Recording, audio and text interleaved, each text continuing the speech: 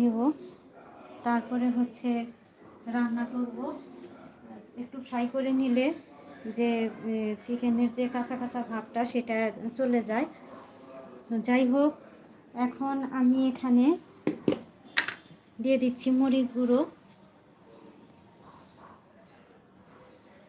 আপনারা চাইলে food colour ব্যবহার করতে পারেন। ফুড কালার যেহেতু হার্মফুল বাচ্চাদের জন্য, আমার তো 2টা বাচ্চা আছে, আপনারা সবাই জানেন। তো আমি এখন এগুলো ম্যারিনেট করে রাখবো এই চিলি পাউডার দিয়ে। এতে কিন্তু সুন্দর একটা কালার দেখা যাবে। যখন আমি বিরিয়ানিটা রান্না করব তখন সুন্দর একটা কালার চলে আসবে। ফুড কালারের চেয়ে আমার মনে হয় যে এটা এরকম গুঁড়ো মরিচ দিয়ে এরকম ম্যারিনেট করে রাখলে ভালো হয়।